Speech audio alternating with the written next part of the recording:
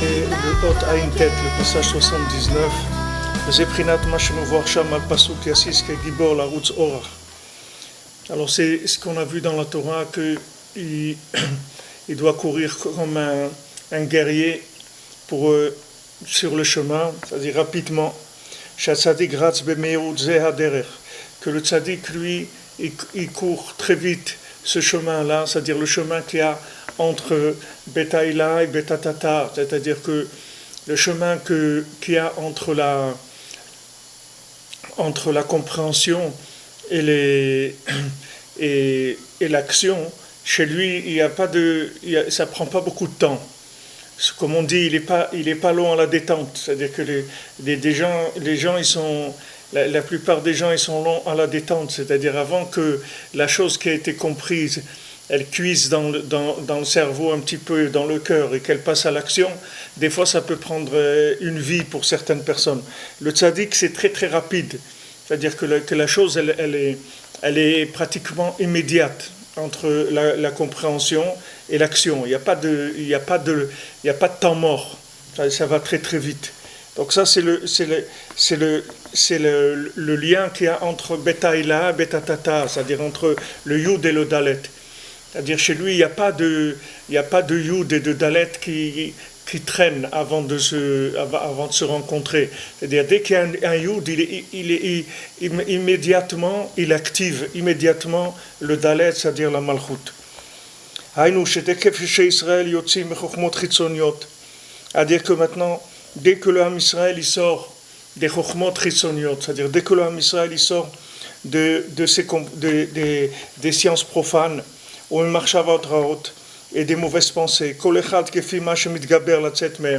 chacun selon combien il se renforce pour sortir de cela, tout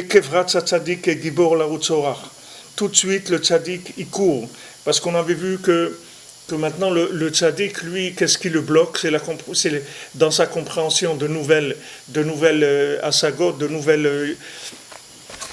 nouvelles choses pour aider le monde.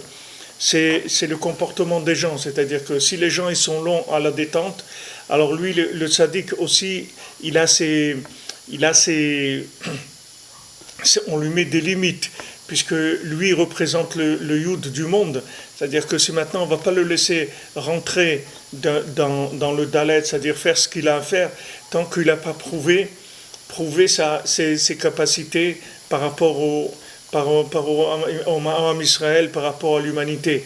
Comme on a dit hier, c'est-à-dire que le tzaddik, Rabbeinu dit, sans moi vous ne pouvez rien faire, mais sans vous non plus je ne peux rien faire. C'est-à-dire que si quelqu'un il fait pas sa part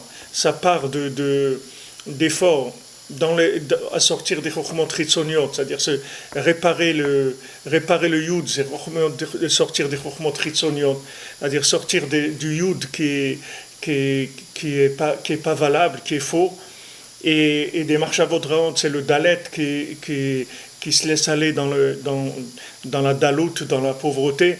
C'est-à-dire que si on ne lutte pas, nous aussi, à notre niveau, ce qu'on est capable de faire dans ces deux points-là, alors le tzaddik aussi, il est bloqué dans sa progression.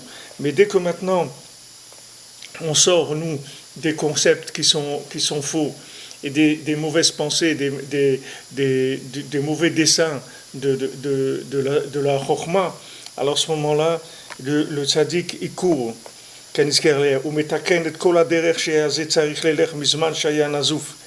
il répare tout ce chemin que lui il devait faire au moment où il était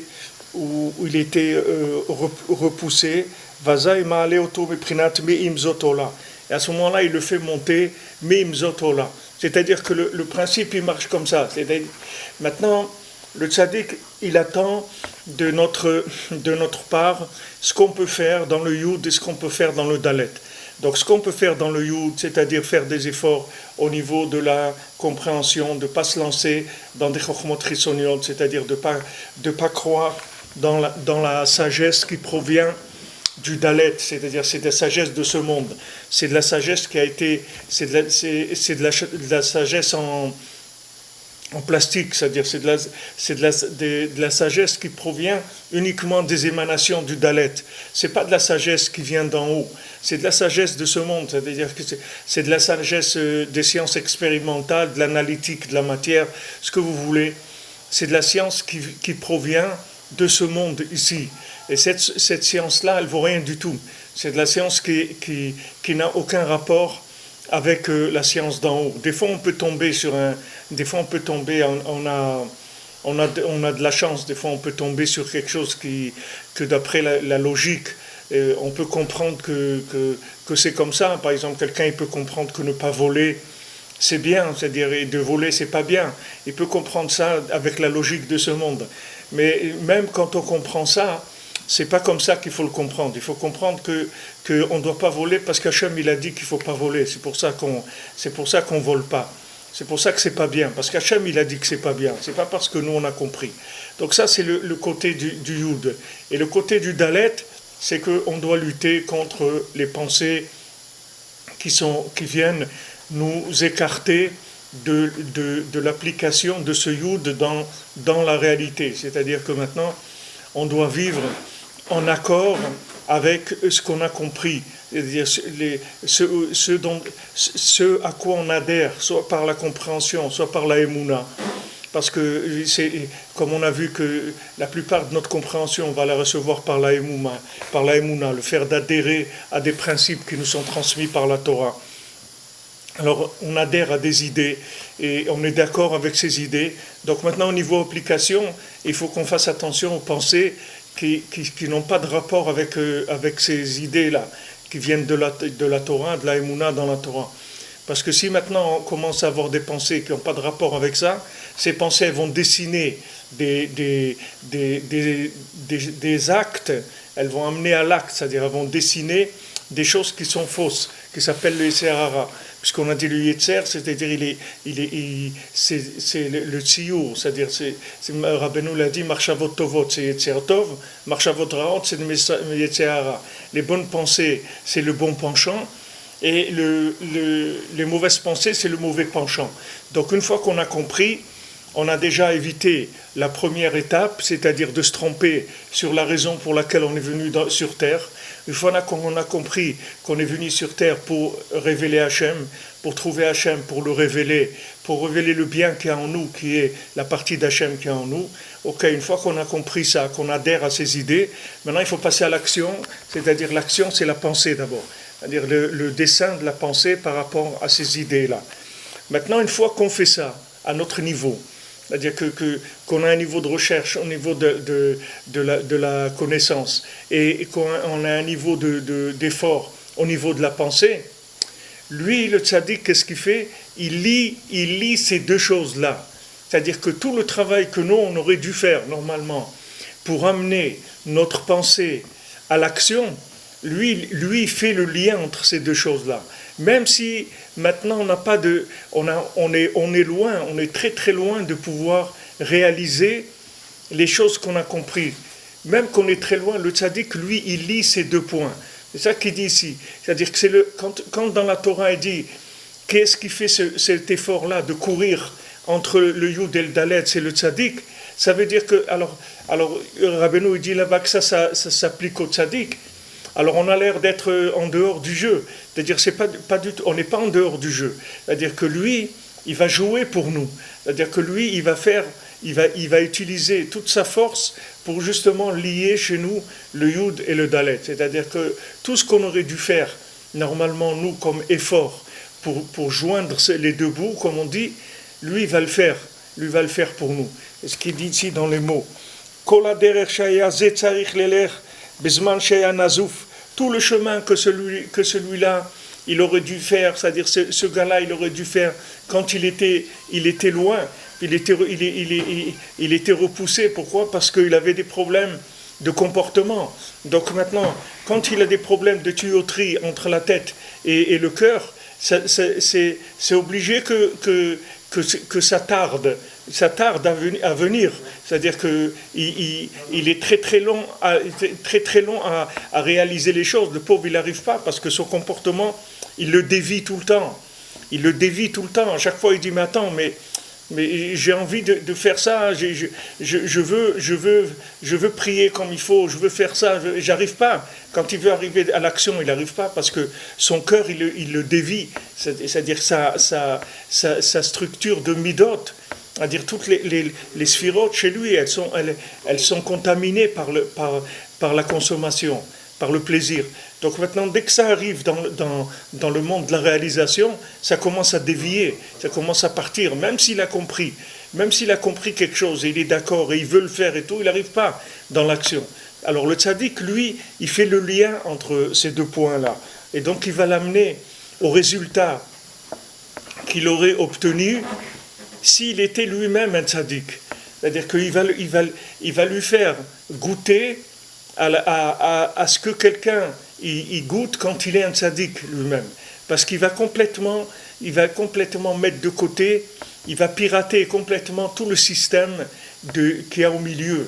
C'est-à-dire tout le système des sphirotes qui sont faites pour transformer les trois d'en haut qu'on appelle les shalosh rishonot, c'est-à-dire les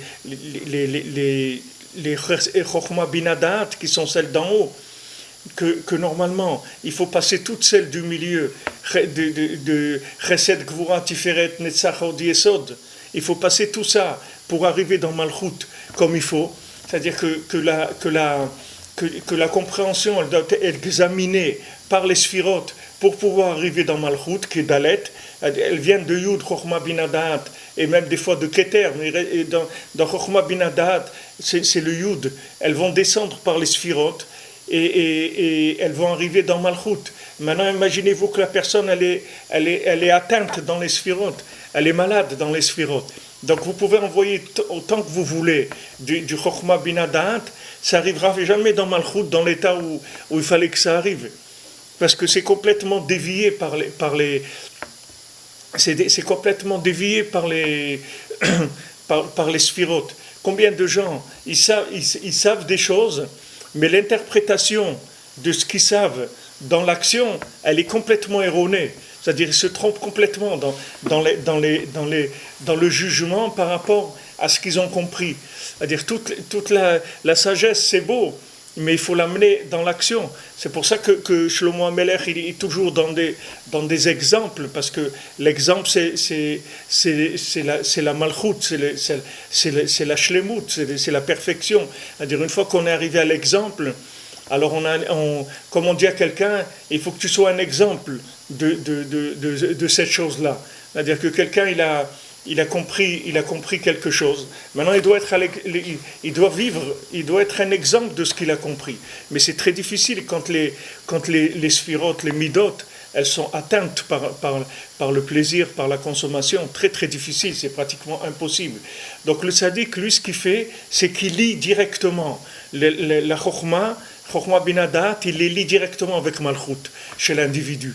C'est-à-dire qu'il va l'amener au comportement d'un tzaddik, alors que lui, il n'est pas un tzaddik du tout, le bonhomme. Il est loin, loin, loin d'être un tzaddik. Mais il va l'amener au comportement d'un tzaddik, comme on a développé hier, comme vous voyez Yoshua ben Nun, ou comme vous voyez Eliezer. Vous voyez Eliezer avec Abraham Avinu, c'est la même chose. Eliezer, quand il arrive chez Lavan et tout, il lui dit, bonjour monsieur Eliezer, comment vous appelez? Eved Avraham Anochi, moi je suis l'esclave d'Abraham. Voilà comment je m'appelle. Il lui dit pas, je m'appelle monsieur Eliezer, diplômé de là, qui fait ça, non. Il annonce la couleur tout de suite. Eved Avraham Anochi, moi je suis l'esclave d'Avraham Avinu. Quand il dit ça, alors lui-même, il devient le chaliach d'Avraham Avinu. C'est-à-dire que maintenant, lui, il vit plus comme Eliezer. Parce que lui, Eliezer, il est pas. Quand Eliezer, il a voulu proposer sa fille à Avraham Avinu, et Avraham Avinu lui a dit, mon ami, toi, tu peux pas te marier avec mon fils. Tu es un esclave. Tu peux pas te marier avec mon fils, Yitzhak. C'est pas possible. Mais il lui a dit, tu vas aller chercher le zivouk de Yitzhak. Mais lui, quand il va chercher le zivouk de Yitzhak, il voit des miracles. Il voit des miracles sans arrêt. Mais ces miracles ne viennent pas de lui. Il le dit lui-même. Ça, c'est tout le strout d'Avraham Avinu. C'est pas lui. Lui, c'est parce qu'il a accepté d'être un chaliach, Maintenant, Shaliach, c'est quoi? C'est entre le Yud et le Dalet, c'est ça le Shaliach. Maintenant, Abraham Avinu se trouve en Eretz Israël. Il envoie à lui. Quand il envoie à lui, c'est comme s'il allait lui-même. C'est la même chose.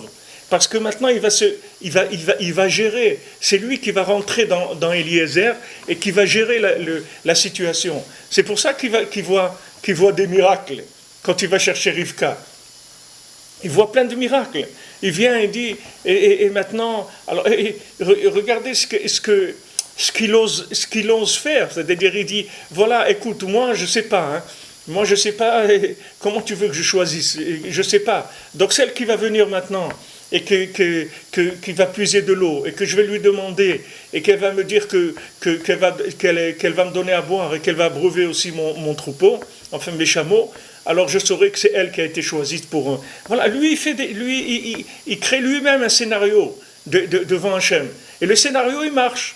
C'est-à-dire que comme Mamash, Rivka, elle arrive et que ça se passe comme lui veut. Alors il voit ça, il est complètement époustouflé devant ça. Il voit la merveille. Mais tout de suite, il accroche tout de suite sur Avraham Avinu. Il dit pas à quoi je suis arrivé, tu te rends compte. Maintenant, je dis des choses et ça se réalise. Mais alors je suis devenu vraiment quelqu'un de très fort. Pas du tout. Il reste toujours lui comme il est. Parce que lui, il sait que ces sphirotes, c'est des sphirotes de Eved. Il n'oublie jamais ça. Il sait que ce qui s'est fait entre le Yud et le Dalet, c'est Avraham Avinu qui le fait, c'est pas lui. C'est ce qu'il dit ici. C'est lui qui court entre le Yud et le Dalet chez toi. Ne crois pas que c'est toi. Alors tu vas vivre une vie qui est sous haute tension, c'est-à-dire haute présence divine, très haute ashgacha pratit, très haute providence. Mais cette haute providence, sache que c'est pas ça. Ça vient pas de toi. Ça vient du fait que le tzaddik, il fait le lien chez toi entre le Yud et le Dalet. Donc après la Torah, quand Eliezer il vit la chose, donc la Torah elle le raconte, et après quand il arrive chez Lavan, il raconte encore une autre fois la même histoire. Et la Torah elle s'étonne, elle dit mais attendez, on a besoin de la place dans le Sefer Torah. Il y a 600 000 lettres dans le Sefer Torah. Qu'est-ce que vous racontez l'histoire deux fois? Ça y est, on a entendu l'histoire. Non, une deuxième fois raconte l'histoire. Pourquoi il raconte une deuxième fois? Alors Rachid dit pourquoi? Il dit parce que c'est Chavivim, c'est-à-dire que c'est Hachem, il aime ce qui s'est passé avec les enfants, le Eved de Abraham, plus que les sirotes des Banim. C'est-à-dire que maintenant, le fait que maintenant, Abraham, il arrive à driver Eliezer, pour la Torah, c'est plus important que la Torah qui vient des Banim, c'est-à-dire la Torah qui vient d'en haut, la Torah qui vient du Yud. C'est plus important pour lui. Parce que maintenant, quand ça prend cette forme-là, c'est une révélation de la Malchut d'Hachem qui est très très élevée, comme on a dit avant. C'est-à-dire le bonhomme, le pauvre bonhomme qui vient et qui est dans l'état où il est, il vient chez Hachem avec le corps du tzaddik, il arrive à se remonter, il arrive à tenir debout, il arrive à faire des choses, il arrive à venir à Ouman à Rosh Hashanah, il arrive à faire Idbo des doutes, il arrive à faire des choses, il arrive à construire une famille, il arrive à se tenir, à être Omed. Alors ça, c'est pour Hachem, il n'y a pas une plus grande révélation d'Hachem que ça, que quelqu'un qu'on a pris, on l'a réhabilité, on l'a remis sur pied, et voilà maintenant, il roule. Mais il ne faut pas qu'il oublie avec quelle énergie il roule, c'est tout.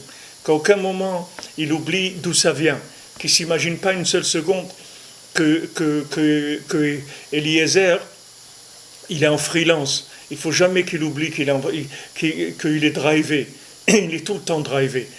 C'est extraordinaire d'être drivé. Voilà, Eliezer, il est arrivé à des madrigotes elionot.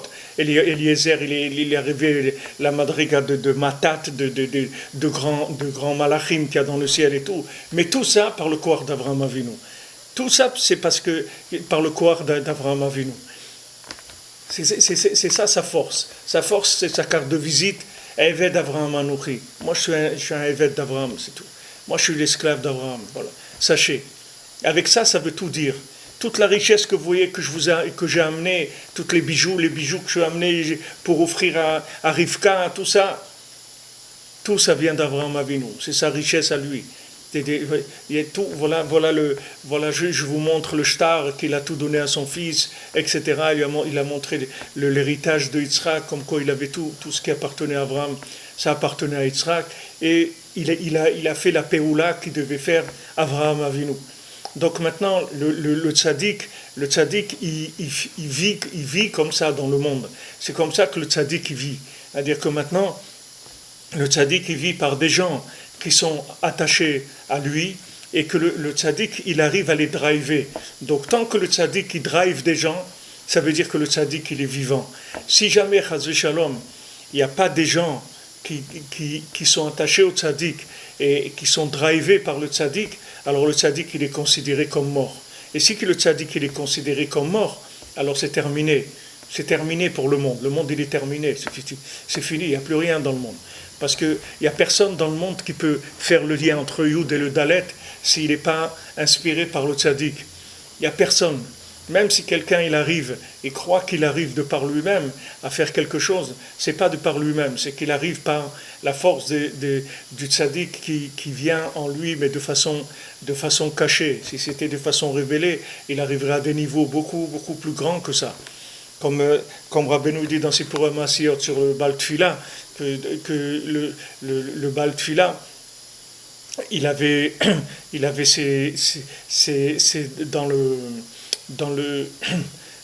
dans la maison du roi, quand il y avait tous les gens qui étaient tous les hommes du roi, il y avait le Baal Tfila, il y a le Chacham, il y a le Mélitz, il y a tous les hommes qui étaient chez le roi, qu'après, eux-mêmes, ils sont devenus des rois, des rois de Sitra Achara. C'est-à-dire qu'eux-mêmes, tous ces gens qui étaient chez le roi, ils sont eux-mêmes devenus des rois chez des gens qui se trompaient. Des gens qui se trompaient. C'est-à-dire que ceux qui croyaient que la vie, c'était pour que la vie, elle avait tel sens, qui était une erreur, c'est-à-dire celui qui croyait que la vie c'était pour le crime, ou pour l'honneur, ou pour faire de la poésie, ou pour faire toutes les erreurs que les gens ils ont faites, qui se sont perdus. Ils ont pris comme roi l'homme du roi qui correspondait à ça. Mais comme maintenant, ils avaient perdu le lien avec le roi. Donc eux, ils avaient perdu leur pouvoir de Gdusha, c'est-à-dire qu'ils n'avaient plus leur pouvoir dans la Gdusha. Leur pouvoir, il était dans la Sitra Achara. Ils sont devenus eux-mêmes des dirigeants de gens de Sitra Achara, en attendant de retrouver tous les hommes du roi. Et grâce au Baal Tfila et au Gibor, c'est-à-dire que grâce au Baal Tfila et au Gibor, ils ont commencé à se réunir tous jusqu'à que ils ont retrouvé leur force dans la Gdusha, et après ils ont fait faire tchouva à tous ces gens qui étaient paumés complètement. Donc ça c'est la même chose. Un Baal tchouva c'est ça. Un Baal tchouva c'est un bonhomme qui s'est perdu dans la forêt, c'est-à-dire dans la forêt de la consommation, des trucs, et quand et son pouvoir il a utilisé dans la klipa, c'est-à-dire pour être un dirigeant de Klippa, c'est-à-dire que c'est dans la Klippa qu'il a fait ce qu'il avait à faire. Maintenant, une fois qu'il trouve le tzaddik, alors il jette tout ça, c'est-à-dire tout ce pouvoir-là qu'il a, qui est un pouvoir factice, fantoche, il existe. C'est pas un vrai pouvoir parce qu'il vient pas du Yud. Une fois qu'il trouve le tzaddik, c'est fini, tout ça il le jette. Et maintenant, tous les gens qui étaient attachés à lui, c'est-à-dire toutes les âmes qui dépendent de lui, toutes ces âmes-là, elles vont revenir avec lui. Parce que maintenant, du fait que lui, il a relié le Yud et le Dalet, il va tout retrouver. Et si vous voyez là-bas dans le texte, vous allez voir que le roi, il dit comme ça. Il dit que maintenant, le Chacham, par exemple, qu'il y avait chez le roi, le sage, c'était un Chacham. C'était un Chacham de par lui-même. C'était un sage déjà de par lui-même. Mais le roi, il lui a montré comment le shoresh, la racine de la chokma. Et il montait là-bas, dans la racine de la sagesse, et c'est de là-bas qu'il tirait sa force. Parce que quelqu'un, il peut être un chacham, de par lui-même. Il peut être un sage de par lui-même. C'est bien, c'est très bien. Mais maintenant, d'où tu tires ta force? C'est ça qui m'intéresse. D'où tu tires ta chokhmah? D'où tu la tires? Si tu la tires du dalet, oublie-moi mon ami, parce que ça veut dire que tu es un paumé comme moi, mais tu es un paumé professionnel. C'est-à-dire moi je suis un paumé amateur, et toi tu es un professionnel des paumés. Alors tu es plus dangereux encore que moi, parce que toi tu es un chacham, tu as de la sagesse, mais ta sagesse, c'est une sagesse de paumé. C'est-à-dire c'est une sagesse que tu as construite avec le dalet de ce monde. Vous comprenez ce que je veux dire? C'est-à-dire que celui que vous voyez, qui s'en est sorti, soi-disant il s'en est sorti, sans le tzaddik, il faut se sauver de lui parce qu'il est plus dangereux qu'un paumé. Parce qu'un paumé, il ne va pas vous embarquer dans des élucubrations, il ne va pas vous embarquer dans des fantasmes. Mais quelqu'un qui s'est construit, soi-disant, qui joue Eliezer, mais il a coupé avec Abraham Avinu, alors ce type-là, il est hyper dangereux. Il est hyper dangereux parce que c'est un type qui a une force, mais il s'alimente du dalet. Ça veut dire que s'il s'alimente de la sitrachara, il ne s'alimente pas de la gdusha. Donc c'est un type hyper dangereux. Alors c'est pour ça que tous les hommes du Baal Tfila, ils étaient eux-mêmes, malgré eux, ils sont devenus des dirigeants de sitrachara. Ils sont devenus des maîtres de paumés, de gens qui étaient dans l'erreur. Parce que pourquoi? Parce que le pouvoir, il était en galoute. Parce que le roi, il avait disparu, la reine, elle avait disparu, le petit bébé, il avait disparu, le prince, il avait... Donc, quand il y a maintenant un bilboul dans le Olam, tout s'était inversé, et les gens, ils ne savaient plus où c'était. Ils ne savaient plus retrouver l'adresse du pouvoir. C'est-à-dire que maintenant, vous allez avoir quelqu'un qui va avoir un pouvoir, c'est beau, mais ça ne suffit pas. Ça ne suffit pas d'avoir du pouvoir. D'où il vient ton pouvoir? C'est ça qui m'intéresse. Si maintenant ton pouvoir vient du tzaddik, alors il n'y a pas de problème. Mais si ton pouvoir ne vient pas du tzaddik, tu deviens un bonhomme hyper dangereux. C'est-à-dire que Mamash, c'est un danger. Parce qu'il tire son pouvoir du dalet et pas du yud. Alors le tzaddik, ce qu'il fait, c'est que chacun, il leur a montré en haut, dans l'origine du Yud, où elle est l'origine de sa force. Et de dire, c'est bien, tu es un chacham, c'est bien, tu es un poète, c'est bien, tu es un gibor, c'est bien. D'où tu tires ta gvoura, ta force, tu es un guerrier, d'où tu tires cela? Lui, il a montré au guerrier en haut, l'origine même de la force. Et lui, il allait prendre de là-bas. Donc vous êtes tranquille après que ça vient de la Gdusha.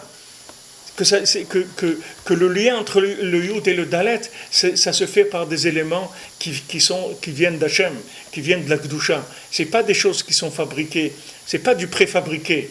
Comprenez? Je ne sais pas comment on dit aujourd'hui, c'est fait en Chine. Quand vous dites à quelqu'un c'est fait en Chine, ça veut dire ça ressemble à c'est-à-dire c'est un semblant de la chose. C'est-à-dire quand vous dites voilà cette chaise-là elle est faite en Chine, bon ça veut dire que c'est un semblant de chaise. Tu sais que tu vas t'asseoir dessus une semaine ou deux, après elle va commencer à craquer. C'est-à-dire c'est ce qu'il y a dans le monde, c'est comme ça. Alors dans la Malchoute c'est pareil. C'est-à-dire un bonhomme qui tire son pouvoir du Dalet, c'est-à-dire que toute sa construction, il l'a fabriquée à partir de ce monde, ce bonhomme-là, il devient hyper dangereux, il faut faire attention. Alors ça, c'est tous les gens, soi-disant, tous les freelances. Tous les freelances, c'est des gens hyper dangereux, parce qu'ils ont des déotes, ils ont des façons de voir la vie qui sont complètement fausses. La façon de voir la vie, c'est Eved Avraham Anochi, c'est tout. C'est ça la vie. La vie, c'est Loyamush mitocha oel. Il ne bouge pas de la tente du tzaddik. Moi, je suis un esclave d'Avraham Avinu, c'est tout. Et dès que je reconnais ça, tout de suite, je suis connecté sur le Yud qui vient du tzaddik. Et à ce moment-là, j'ai rien à craindre. À ce moment-là, je peux y aller, je vais vivre une vie extraordinaire parce qu'il n'y a que le bien en moi qui va fonctionner.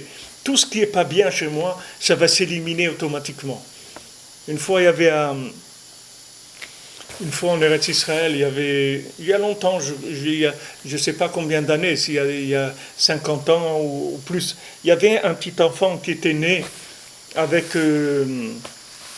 toute la chokhmah, c'est-à-dire ils se sont rendus compte que dès qu'il a commencé à apprendre la lève bête et tout, il connaissait tout par cœur, il connaissait tout, la Gemara, le Zohar, tout, il connaissait tout.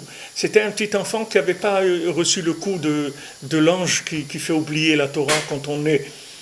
Alors,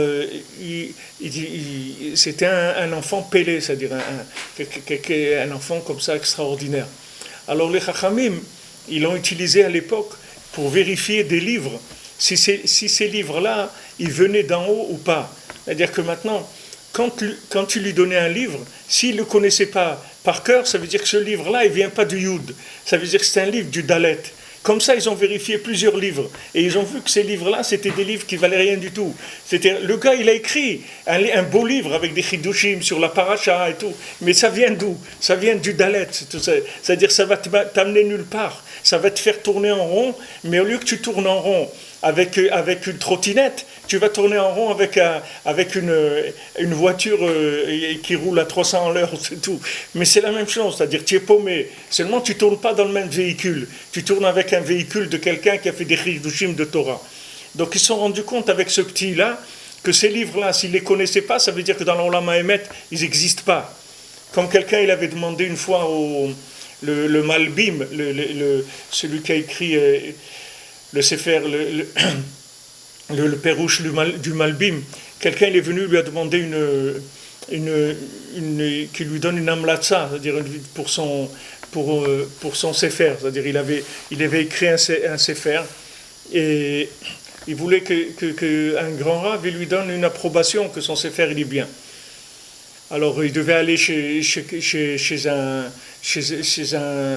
grand rav à l'étranger pour qu'il l'aide, je ne sais pas exactement quoi, mais il avait besoin qu'on lui donne une lettre comme quoi son Sefer il était bien. Alors le Malbim il lui a écrit le Malbim c'était un très grand chacham, alors il lui a écrit dans la Mlatza que il est Karov el Haemet, que Karov el Haemet. Alors quand il a été devant un autre chacham pour lui demander ce qu'il devait lui demander. Quand il a lu l'amlatza du Malbim, il a compris qu'est-ce que le Malbim il avait dit. Il dit que comme il avait écrit quelque chose qui était une explication sur le Chumash, alors donc son explication elle était à côté du texte de la Torah, donc il a dit ton explication elle est proche de la vérité, c'est-à-dire que tu l'as écrit par rapport à la Torah, mais elle n'a rien à voir avec la vérité, c'est-à-dire c'est pas de la vérité du tout, c'est du Dalet. Il a commencé à analyser des choses et il a écrit des livres. Combien de livres il y a aujourd'hui de gens qui écrivent des livres? Moi j'ai vu des amis à moi, ils ont écrit des livres sur la paracha et tout. Mais c'est quoi ces livres-là? C'est quoi? Ça vient où? Il y a du Ruach HaKodesh dedans, il n'y a rien du tout. C'est des trucs analytiques, c'est rien du tout. C'est de l'analyse c'est l'analyse de la Torah vue par un paumé et interprétée par un paumé pour des paumés. Alors qu'est-ce qu'on va faire avec ça? On ne peut rien faire. Il nous faut des interprétations, que ces interprétations-là, on ne met pas notre grain de sel dedans. C'est pour ça que tout ce qu'on le met Chadesh dans Rabbeinu, on reste toujours dans ce qu'on a entendu, dans ce qu'on a reçu. On fait attention de ne pas sortir de ça. Parce que si on sort de ça, c'est terminé après. Après, le type, il fantasme, c'est tout. Il n'y a pas il fantasme, ça devient des fantasmes. Donc le tzaddik, toute la mala du tzaddik, c'est ça. C'est-à-dire qu'il fait qu'on est lié, c'est-à-dire notre dalet et notre yud, ils sont liés. On ne se perd pas. Qu'on rentre dans les méandres des applications de la vie, des interprétations de la vie, on ne se perd pas, parce qu'on a on a des principes qui sont très forts, et ces principes-là, ils viennent du roi HaKodesh, du tzaddik, c'est de ça qu'ils viennent. Comme Eliezer, il est protégé, comme Yehoshua, il est protégé, il ne va pas rentrer, il ne va pas parler sur Eretz Israël. Il ne va pas parler contre, au contraire, il va dire c'est sûr qu'on peut, mais c'est super Eretz Israël, c'est Nifla, etc. Alors que les autres, c'était des Rabbanim, les Meraglim, ils ont eu peur tout de suite de ne pas être à la hauteur en Israël, etc. Alors ils ont parlé contre Eretz Israël, comme il arrive malheureusement aujourd'hui aussi, certains rabbins qui découragent les gens de monter en Israël, parce qu'ils voient que si eux viennent en Israël, c'est sûr qu'ils ne seront pas, c'est-à-dire celui qui s'est construit dans le Dalet, c'est-à-dire dans la Galoute, c'est sûr que quand il va venir en Eretz Israël, il ne risque pas d'aller bien loin. C'est-à-dire que c'est pas ces qualificatifs qu'il a obtenus en dehors d'Eretz Israël qui auront une valeur en Eretz Israël. En Eretz Israël, c'est Eretz HaChaim, c'est la terre de vie. Il n'y a que les choses vivantes qui restent. Toutes les langues mortes, elles tombent là-bas. Quand il arrive en Eretz Israël, il n'y a plus de... Tout ce qui est faux, ça s'en va. Alors il dit, Afal pichelo berer amidot karaoui. Voilà, il dit, vous voyez, Rabbi Nathan, c'est-à-dire il le fait monter mi imzot rola, c'est-à-dire il fait monter le dalet avec le yud. Afal pichelo berer amidot karaoui.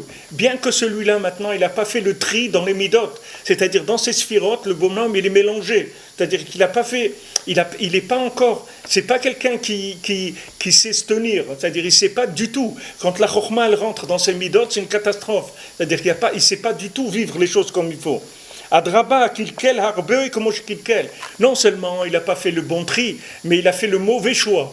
Il a fait le mauvais choix. C'est-à-dire à chaque fois qu'il y avait quelque chose c'était Avrel, quand est-ce qu'on mange. C'est-à-dire comment on peut manger, comment on peut faire de l'argent, comment on peut avoir des plaisirs, comment on fait des trucs. Il cherche toujours comment profiter de la situation pour en tirer du profit, du plaisir, des avantages, de l'honneur, tout ce qu'on veut. Kihu ratsu medalek bekochon ala kol, beprinat kol dodi inezeba, medalek al hearim kapetz ala gvaon. Parce que lui, le tzaddik, qu'est-ce qu'il fait? Il court, et il est medalek, il saute avec sa force, surtout, comme c'est écrit, kol dodi inezeba, la voix de mon bien-aimé, la voix du tzaddik, elle vient.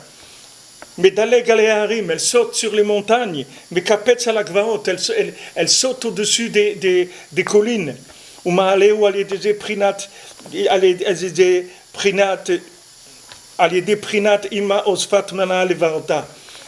le fait monter dans le principe que la maman, c'est-à-dire la bina, elle donne un vêtement à sa fille, comme on l'a vu avant. C'est-à-dire il lui donne le mérite de pouvoir révéler la royauté d'Hachem dans le monde. À ce paumé-là, ce Baal Tshuva, ce paumé, c'est-à-dire ce bonhomme qui a des midotes catastrophiques, il lui donne le mérite de pouvoir révéler la royauté d'Hachem parce qu'il saute au-dessus de ses midotes. C'est-à-dire il tient pas compte, il crée un nouveau canal, comme l'Hachem Ishmor, les pontages. C'est-à-dire quand on fait des pontages, ça veut dire que maintenant, les circuits de transmission, ils sont morts. Ils sont abîmés, ils ne marchent plus. Alors qu'est-ce qu'ils font? Ils créent un pont, c'est-à-dire ils prennent un endroit où c'est bon et un autre endroit où c'est bon. Et tout l'endroit qui est pas bon, ils le court-circuitent, ils refont un lien sur les endroits qui sont bons. C'est exactement ce principe-là qui fait le tzaddik. C'est exactement le même système que le pontage. C'est-à-dire, il ne tient pas compte de ses midot. Parce que ces midot, Hachem Ishmor, s'il rentre quelque chose là-bas, sauf qu'il peut. C'est-à-dire, sauf qu'il peut s'il rentre de la chokhma dans ses midot. Hachem Ishmor, un Baal Tshuva qui devient un chacham de lui-même, c'est les plus grands monstres qu'il y a dans le monde, c'est ces gens-là. C'est des monstres. Après, vous étonnez que le bonhomme il est devenu comme ça, ou il a fait ça, ou il a fait ça. Parce que c'est normal, c'est des monstres dans leur midot. C'est-à-dire qu'ils ont des midot de monstres, mais comme ils tournent à petite vitesse, ça ne se voit pas. Ça ne se voit pas parce qu'il tourne à petite vitesse. Mais si maintenant il commence à se connecter sur la Torah et il commence à se construire avec lui-même, avec ses mauvaises midotes, il apprend la Torah, alors là après ça devient vraiment des gens horribles. Ils deviennent vraiment des monstres. Parce que le gars il s'est construit avec tout du mensonge, puisque ces midotes elles transforment tout en mensonge. Donc ici il dit, regardez, il me zaké ou les galotes malchuto et bar. Que cet homme-là, ce paumé-là, ce Baal Tshuva, ce guerre, cette personne qui vient de tellement loin, il lui donne le srout, le mérite de pouvoir révéler la royauté d'Hachem dans le monde. Et il amène dans son cœur du sentiment de la lumière infinie. Cette personne-là, il arrive justement avec le pontage, il arrive à éliminer il court-circuite tous les chemins qui sont paumés. Tous les chemins qui sont pas bons. Et il arrive directement au but, sans tenir compte de ses midot. Chez Zeprinat Klaliut Betatata ou Betaïla. Et quand maintenant ça arrive dans son cœur, ça veut dire que ça fait l'union entre la maison d'en bas et la maison d'en haut, entre le Yud et le Dalet. Afalpi Shelo Berer Amidot, Kadiskerlel. Bien que lui, il n'ait pas fait le tri des midot. C'est-à-dire que dans ses midot, il soit toujours catastrophique, ça ne change rien. Le fait qu'il est attaché au tzaddik, ça ne change rien du tout. Ils ont fait une étude. Il y a une journaliste qui a fait en Israël, elle a fait une étude sur les familles nombreuses comme ça, que leur mari vient au Man à Rosh Hashanah. Et elle dit que Mamash, elle a été pour essayer de voir comment des gens, ils vont au Man à Rosh Hashanah, ils laissent une femme avec 6 enfants, avec 8 enfants, et se débrouiller et tout, ils viennent au Man à Rosh Hashanah, alors que c'est des gens déjà, ils n'ont pas de quoi manger, comment ils s'endettent et ils se débrouillent pour venir au Man à Rosh Hashanah. Alors là-bas, c'est intéressant parce qu'elle interroge des mamans comme ça, et toutes elles disent, il y en a une qui dit, il dit, mais comment tu laisses avec tes 6 enfants? Comment tu fais que ton mari, tu n'es pas énervé et tout? Il dit, non, je suis très contente. Il dit, mais comment tu fais? Il dit, mais comment je peux te dire? Quand il revient, mon mari, il brille comme un projecteur. Il éclaire comme un projecteur. Il dit, qu'est-ce que je vais te dire? Mais je suis contente. Je suis très contente qu'il va là-bas. Très, très contente. Parce que maintenant, la femme qu'on voit son mari à Rosh Hashanah, qu'est-ce qu'elle a gagné? Elle a gagné que son mari se connecte sur le Yud du Tzaddik. C'est pas maintenant un paumé, c'est pas un bonhomme paumé. Qu'est-ce qu'elle va avoir à la maison? Un bonhomme qui a des mauvaises midotes et qui tourne avec son dalet à lui. Mais c'est une catastrophe. Tandis que quand il va à Rosh Hashanah, il rentre dans le Yud, dans le Rosh, comme Rabbeinu il dit là-bas, le roche du tzaddik, avec le roche de l'année, avec le roche de chacun, la tête de chacun et la tête du tzaddik. Le tzaddik s'appelle Rabbi Roche Ben Israël, et chacun il vient avec sa tête à lui, et c'est le roche de l'année. Ces 3 rachim, ces trois têtes, elles s'unissent ensemble dans Rosh Hashanah. Donc après, le bonhomme, quand Rabbeinu dit il n'y a que Rosh Hashanah chez moi, et entre un Rosh Hashanah et l'autre il n'y a rien. Ça veut dire qu'est-ce que ça veut dire qu'il n'y a rien? Maintenant, on va bien passer 360 jours entre les deux. Qu'est-ce qui va se passer? Il n'y a rien parce que du moment où tu as fait la connexion, tout ce qu'il y a après, c'est drivé par le tzaddik. Donc c'est vrai qu'il n'y a rien. Qu'est-ce que tu veux qu'il y ait? Il n'y a rien du tout. C'est fini, tu as un driver. C'est tout comme les voitures sans chauffeur. Une voiture sans chauffeur, voilà, tu t'assois, il dit qu'est-ce que tu fais? Mais attends, donne-moi le volant. Non, tu n'as pas besoin. Tu as besoin, assieds-toi, c'est tout. Mais attends, mais je ne peux pas faire... Non, surtout ne fais rien. Tu restes tranquille, c'est tout. C'est conduit avec Google, ça roule. Tu n'as rien à faire. Tu n'as rien besoin de faire. Tu n'as rien besoin, reste assis dans la voiture sans chauffeur, prends un bouquin, fais un truc, bois un café, repose-toi, sois gentil, ne casse pas les vitres de la voiture, ne déchire pas avec un cutter les sièges, ne t'énerve pas, sois gentil, reste calme, et tu vas voir qu'on va t'amener à destination. Parce que cette voiture, elle est téléguidée, t'occupe pas, tu restes tranquille, c'est tout. C'est ce qui se passe pour celui qui vient à Rosh Hashanah. Celui qui vient à Rosh Hashanah, il s'inclut dans ce yud-là du tzaddik. Et après, comment Rabbeinu peut te garantir ça? Il te dit, celui qui vient chez moi, il peut être Vessibra toute l'année. Et il y a des gens, ils ont eu des problèmes. C'est pas tous les gens qui sont venus à Rosh Hashanah ils sont pas devenus Bill Gates, tous les gens qui sont venus à Rosh Hashanah. Il y a des gens qui sont venus à Rosh Hashanah, ils ont pas eu des années tellement. Mais c'est pas le côté à quoi ça ressemble. Ce qui compte, c'est que c'est drivé, c'est ça. C'est ça le principal. Le principal, c'est pas que la chose, elle a l'air bien ou pas bien. Le principal, c'est que tu sais que c'est drivé d'en haut. C'est-à-dire que tu es sûr que ce que tu vis, c'est la volonté d'Hachem. C'est pas quelque chose qui a été inventé par un paumé professionnel qui t'a embrouillé.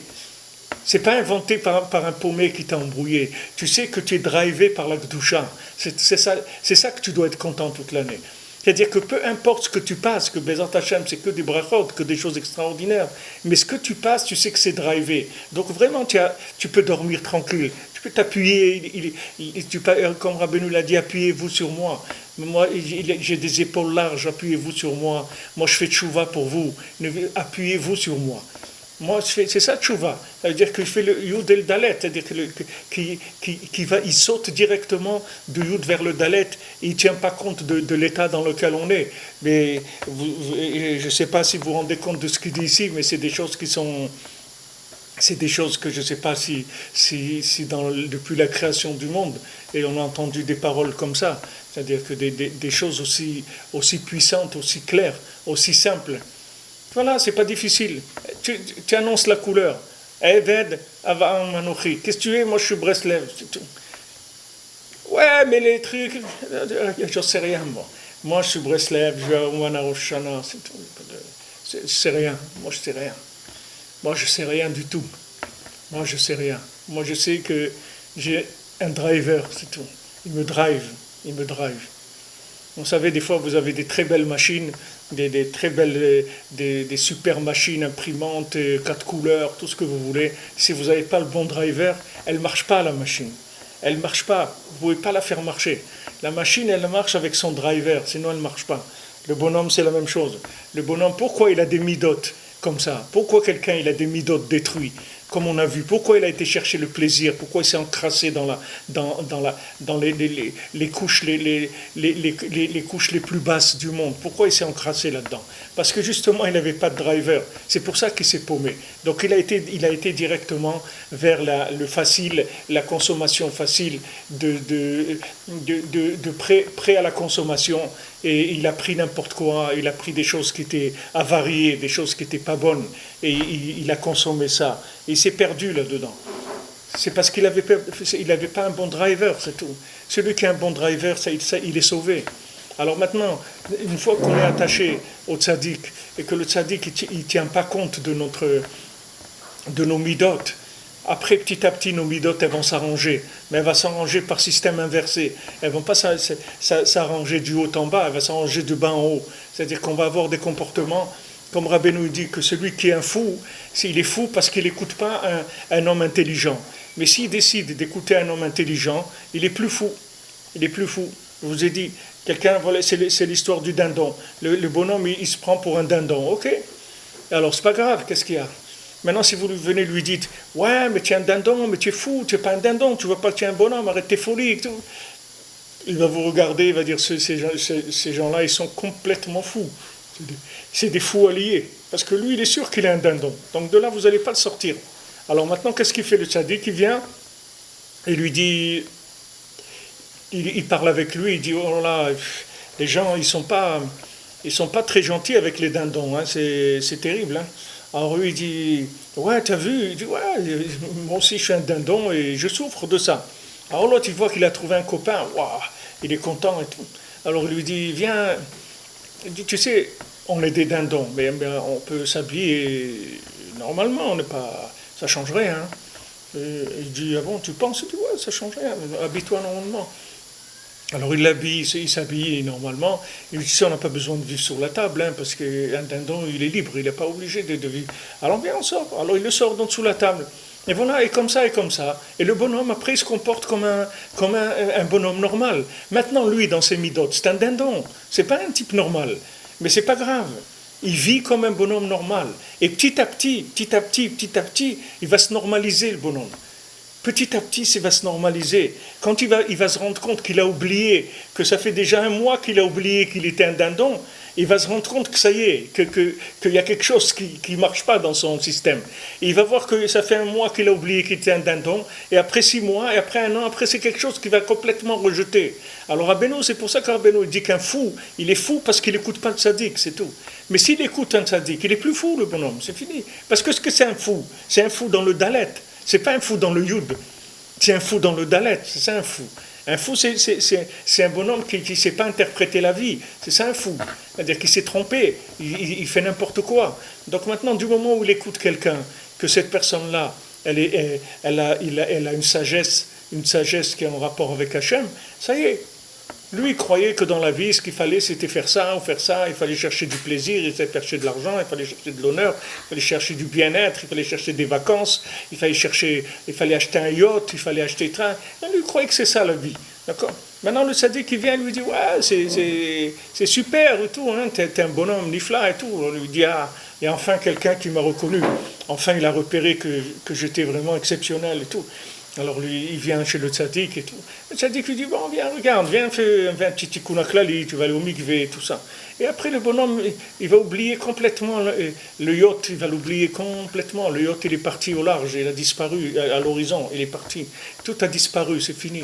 Tout est parti. Tout est parti. C'est pour ça que Rabbeinu, quand les gens veulent lui demander des fois les brachot pour de l'argent, Rabbeinu, il était en colère contre eux. Il dit, qu'est-ce que vous venez m'embêter avec ça, vous n'avez pas honte. Moi, je suis en train d'essayer de transformer votre cœur de pierre en faire un cœur de chair. Vous faire des chemins dans vos Hashem, à des paumés comme vous. Attends, ça, Rabbeinu, il parle à des gens que ce n'étaient pas des gens comme nous. Ceux à qui Rabbeinu s'adresse, c'est des gens, s'ils étaient maintenant dans notre génération, ça serait les plus grands rabbinim de la génération, ça c'est sûr. Alors, à ces gens-là, Rabbeinu il dit, tu m'embêtes avec l'argent, t'as pas honte, etc. Rabbeinu les renvoyait, il se moquait d'eux, parce que Rabbeinu il supportait pas ça. Il supportait pas ça. Il dit, au moins si tu manges du porc, ça coule pas dans ta barbe. Il dit, t'as pas fini encore, comme dans le bal de fila. Quand il les amène sur le chemin de la cuisine là-bas, où ils vont goûter ces mets extraordinaires qui vont changer toute leur vie. Ils ont trouvé un truc, alors au milieu de la route, il y a un truc, il voit quelque chose, il dit, wow, peut-être on peut faire de l'argent avec ça. Alors le bal de fila, il se retourne et dit, encore vous parlez de l'argent? Encore vous parlez de ça? Mimamon altedabru klal. Ne parlez plus de l'argent. Je ne veux plus entendre parler de ce mot-là, je ne veux plus l'entendre, ok? Je ne veux plus entendre parler de ça. Alors après, ils baissent la tête, ils disent, bon, ça va, ça. Et ils continuent, ils ne parlent plus de l'argent. Parce que c'est une maladie, c'est-à-dire quand est-ce qu'on mange, mais ça y est, ça suffit. C'est-à-dire il n'y a que ça suffit. Au moins, et honte, tu te trouves avec Rabbeinu, tu te trouves avec Sadiq Yesod Olam, il est en train de se battre chaque seconde pour essayer de ramollir la pierre que tu as dans ton cœur. C'est-à-dire, arrête avec ça, sois tranquille, reste tranquille. Comme il a dit un des aristocrates, la Douman, un des philosophes Douman, quand quelqu'un lui a dit la Parnassa et tout, à Rosh Hashanah, il a dit, ça fait 40 ans que je viens au Man à Rosh Hashanah, jamais j'ai prié pour la Parnassa. Il dit, pourquoi? C'est la seule chose qui me manque. Il a honte de demander ça au tzaddik. Il a honte. Maintenant, si quelqu'un il est malade comme ça, alors qu'est-ce qu'il va faire? Il peut demander, mais au moins qu'il présente des excuses, qu'il dit, je sais mais qu'est-ce que tu veux? J'ai honte, mais qu'est-ce que tu veux? Ça, c'est pas pour moi, Bémet, c'est pour ma femme, mes enfants. Qu'il essaye d'emballer un peu ça, parce que le tzaddik, il aime pas ce genre de tfilote. C'est pas pour ça qu'il amène les gens au Rosh Hashanah. Mais la falpiken, si quelqu'un c'est son problème, il a le droit d'en parler. Seulement, il faut demander avec la honte. Il ne faut pas demander ça avec de l'audace. Chez eux, prinat kaliut betatata betaila, afal pichelo berer amidot kaniskarleel. Ra kaikar shal kol panim yelo zetaruta diltata ksat. Alidé shochez ve'atzadik. Alors, au moins qu'il ait un petit éveil d'en bas. Qu'est-ce que c'est le petit éveil d'en bas? C'est de s'accrocher au tzaddik. C'est ça le petit éveil d'en bas. Tu t'accroches au tzaddik. Tu peux rien faire. Qu'est-ce que tu peux faire? Tu peux allumer une bougie, une veilleuse pour Rabbi Nachman. Allume. Tout ce que tu peux faire, n'importe quoi, le moindre éveil de quelque chose que tu peux faire, c'est quelque chose qui va te connecter et qui va lui permettre d'agir sur toi. La moindre petite chose. Tu peux pas faire 1 heure et des doutes. Tu peux faire 1 minute, dites-vous des doutes. Fais 1 minute, dites-vous des doutes. Mais seulement, essaye d'annoncer tout le temps. Comme je vous le dis, essayez toujours faire attention d'annoncer avec la bouche que vous faites ça parce que le Rebbe, il a dit de faire ça. C'est très important. C'est-à-dire, tu vas au mikvé, c'est bien. Mais quand tu vas au mikvé, ça ne te coûte rien de dire, voilà, je m'attache à Rabbi Nachman pour aller au mikvé, mais aussi je vais au mikvé parce que le Rebbe, il a dit d'aller au mikvé. Je fais Tikkun HaKlali parce qu'il a dit ça. Je fais ça parce qu'il a dit de faire ça. Pourquoi on a besoin parce qu'on a besoin de référencer l'action. Pour pas que l'action, elle provienne de notre dalet. Il faut que l'action, elle provienne toujours du yud, du tzaddik. Que jamais ça provienne de notre dalet. Parce que des fois, vous pouvez comprendre des choses dans votre vie. Vous pouvez comprendre des choses et vous pouvez agir avec ce que vous avez compris. Il faut faire très attention de jamais agir avec ce qu'on a compris. Toujours agir par soumission au niveau supérieur. Pas parce que nous, on a compris quelque chose. Nous, on n'a rien compris. Nous, on ne sait rien du tout. Comme il a dit Rabbi Yitzhak de Berditchev, je mets les tefilines parce qu'Hachem il a dit de mettre les tefilines. Si Hachem il avait dit de couper du bois, j'aurais coupé du bois. C'est-à-dire que maintenant j'agis par bitoul, c'est par soumission. Ça c'est important de le dire avec la bouche. Ça change complètement tout le référencement de l'action qu'on va faire. Cette action-là, elle va être connectée au niveau le plus haut. Au niveau le plus haut. Je vous ai dit, j'ai un ami une fois, il sortait du mikvé, il a été chez un Mekoubal. Et le Mekoubal, il a vu sur son front, il a dit, mais sur ton front, il y a tous les Yehoudim, toutes les lettres des Yehoudim du Mikvé. Il dit, ah, quand tu vas au Mikvé, tu es mes kavanes, toutes les kavanos du Harizal, tout ça. Il a dit, non, moi, je ne connais rien dans les kavanos. Mais quand je vais au Mikvé, je m'attache à Rabbi Nachman, c'est tout. Il lui dit, mais sur ton front, il y a toutes les kavanotes du Mikvé sont écrites sur ton front. Pourquoi ? Parce que le bonhomme, ce qu'il fait, c'est très très important toujours de le référencer. Parce que des fois, la personne a la tendance, surtout quand la personne elle devient semi-professionnelle, quand le type s'est paumé, il n'y a pas de problème. Il sait qu'il est paumé. Mais petit à petit, quand il va commencer à se réhabiliter, il va à des moments, il risque de glisser, de croire qu'il est arrivé à quelque chose. Donc après, il va commencer à faire des choses de par lui-même. Et s'il commence, le pauvre, à faire des choses de par lui-même, là, il devient un paumé professionnel, c'est-à-dire un super paumé. Pas un paumé qui est un super paumé, c'est-à-dire comme on dit en col blanc, c'est-à-dire ça devient un paumé en col blanc, c'est-à-dire c'est un super paumé. Donc il faut toujours faire attention le référentiel. Ça, je vous donne des choses comme ça, que normalement ces choses-là, on ne les dit pas, parce que ces choses-là, elles doivent être ressenties par la personne elle-même. Comme quelqu'un dit, est-ce que je peux parler avec Rabbi Nachman ? Alors on dit, Rabbi frère, est-ce qu'on a le droit de parler avec Rabbi Nachman ? Mais normalement, on ne répond pas à ces questions-là. Parce que si tu ne t'es pas rendu compte que tu peux parler avec lui, qu'est-ce que tu veux que je te dise ? C'est pas des choses, c'est des choses intimes. Mais vu le niveau de folie où on est aujourd'hui, même ces choses-là, on aide les gens, on leur dit, tu peux parler, c'est ton rave, tu peux parler avec lui. Il n'y a pas de problème. Alors ça aussi, c'est ce que je vous ai dit là, c'est des choses des choses qui sont de l'intérieur, que normalement quelqu'un il arrive à ça avec toute la recherche du tzaddik et tout. C'est comme ça que les Breslevers ils sont arrivés à des notions comme ça. Mais je vous le dis parce que vous gagnez beaucoup de temps avec ça. Vous allez gagner beaucoup de temps parce que vous allez booster toute votre vie. Tout ce que vous faites, vous allez le booster. Tout ce que vous faites, vous allez le booster. Parce que du moment où vous l'accrochez au boss, alors c'est boosté automatiquement. La chose, elle a pris de la dimension. Alors il dit ici, qu'est-ce que c'est l'éveil d'en bas ? C'est que je m'accroche au tzaddik, c'est tout. Moi je ne sais rien. Je m'accroche au tzaddik. Ma vie, je ne la comprends pas, je ne sais rien du tout. Moi je m'accroche au tzaddik. Moi toute ma vie, j'essaye de faire ce qu'il m'a dit de faire en son nom, c'est tout. En son nom. C'est écrit dans la halakha, dans les chod de shlichut, quand on envoie quelqu'un. C'est quelqu'un, il est envoyé par une personne qui lui dit, regarde, tu vas là-bas chez tel individu, monsieur un tel et tout, tu lui donnes cette enveloppe. Maintenant, lui, il va là-bas avec l'enveloppe, etc. Il demande monsieur un tel, on lui dit, il n'est pas là, il est parti, okay. Il ramène l'enveloppe au propriétaire, celui qui l'a envoyé. Mais si maintenant, il va là-bas et la personne, elle n'est pas là-bas, et lui dit, oui, mais il va revenir dans une semaine, si vous voulez, laissez-moi l'enveloppe, je le remettrai et tout.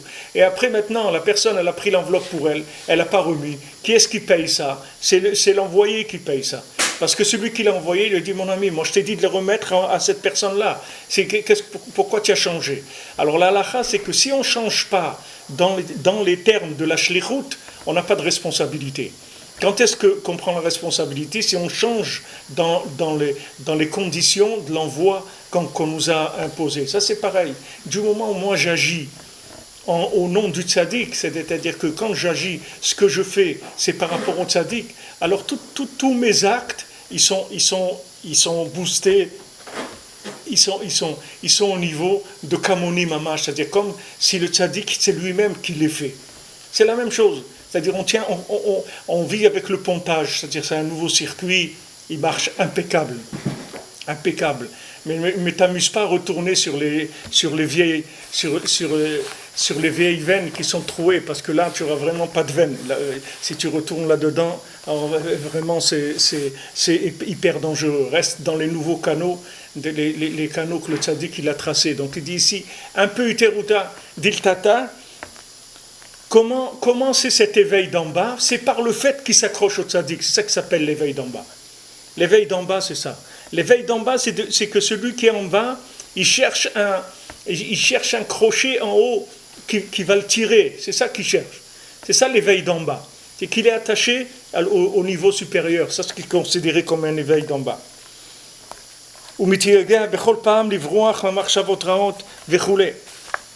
Et chaque fois, il essaye de fuir les mauvaises pensées. Voilà son travail. D'un côté, il s'attache au tzaddik, de l'autre côté, il essaye de fuir toutes les mauvaises pensées. Que ça aussi, c'est très précieux, c'est chez Akadosh Baruch Hu. Comme on l'a expliqué ailleurs, que ça, c'est écrit, comme c'est écrit pour toi, Hachem, on est tué toute la journée. Prinat besogala vatat eshavrem, dans les plus hauts de tes vagues, tu vas les louer. Alors c'est-à-dire que le bonhomme il est attaqué par des mauvaises pensées, il est attaqué par des choses qui le font souffrir, et il quitte ces choses-là sans arrêt. Il lutte contre ces choses-là. C'est-à-dire que même s'il vit sans rien voir, sans rien comprendre, sans rien sentir, c'est normal qu'il ne ressente rien, le pauvre. Il a toutes ses midotes, elles sont catastrophiques. Avec quoi il va ressentir? Avec quoi il va ressentir? Il ne peut rien sentir. Imaginez-vous quelqu'un, il a un cœur en plastique. Qu'est-ce qu'il va sentir? Quelque chose? Il ne va rien sentir du tout. Il a un cœur en plastique. Et les cœurs en plastique, ils ont fait ça. Il y a quelqu'un, je crois, il a vécu, je ne sais pas combien de temps, combien de mois, ou 2-3 ans, je ne sais pas, avec un cœur en plastique, entièrement en plastique. C'est sûr que le bonhomme, s'il avait l'habitude d'écouter de la musique classique, il risque maintenant d'aimer le reggae ou n'importe quoi. On ne sait pas qu'il a un cœur en plastique. Alors maintenant, le temps qu'il y a une purification, elle prendra le temps que ça prendra. La personne, elle souffre, c'est-à-dire c'est mamash qu'il est charagnu kolayom, que pour toi, Hachem, on se fait tuer toute la journée, c'est-à-dire on meurt pour toi. C'est-à-dire on meurt pour toi, ça veut dire on a mis toutes nos midotes de côté et on se soumet au tzaddik et on vit avec ça, on lutte contre les mauvaises pensées, tout ce qu'on peut lutter. C'est-à-dire, mamash, on meurt pour toi. C'est-à-dire, ce qu'on était, tout ce qu'on avait appris dans notre vie, toute la sensibilité qu'on avait, qui provient du fait qu'on était dans des zones complètement désertées de la Kedusha, c'est-à-dire des zones très basses. Mais dans les zones, on a appris des choses. On a créé des systèmes de sensibilité, d'émotion, etc. Tout ça, on le jette pour s'accrocher au tzaddik et pour lutter contre les mauvaises pensées. Alors ça, c'est considéré que mamash lecha oragnu kolayom, c'est-à-dire mamash pour Hachem, on est tué toute la journée, c'est-à-dire on lutte contre ces pensées qui veulent nous détourner et qui sont l'émanation des mauvaises midotes qu'on a encore. C'est normal, les mauvaises midotes, elles font des émanations, c'est comme on dit des déformations professionnelles. Le bonhomme, ça lui revient, c'est des retours, des relents. Comme dans les canalisations, ils mettent des trucs pour pas qu'il y ait des retours, c'est-à-dire des anti-retours. C'est pas facile, il y a des retours qui se font. Mais il ne faut pas s'inquiéter, c'est pas grave. C'est pas grave, le principal c'est de rester accroché, c'est tout. Et chaque fois qu'on peut, une mauvaise pensée, en sortir, on en sort en pensant à quelque chose de positif. Comme Rabbi nous l'a dit, on ne peut pas avoir deux pensées en même temps. Donc dès qu'on est attaqué par une mauvaise pensée, on ne sera pas jugé si on a une mauvaise pensée. On sera jugé si c'est la deuxième pensée sur la mauvaise pensée à partir de laquelle on est jugé. Mais la première, on n'est pas jugé parce que c'est l'émanation des gaz qu'il y a dans nos midotes. Donc c'est normal, nos midotes, elles sont là et il sort des choses. Alors, mais si on ne suit pas, la pensée, elle vient, on la laisse passer, c'est tout, on continue ce qu'elle était en train de faire, sur ça on n'est pas jugé. Et Bezrat Hashem, demain on verra le Inyan Haute Paix, les Inyan Ma'alat Alicha al Kivret Tzadikim Agdolim. Donc on verra tout le Inyan d'aller chez le Tzadik demain, Bezrat Hashem. B'atzlacha, bonne journée, que de bonnes nouvelles, Bezrat Hashem, que de bonnes choses.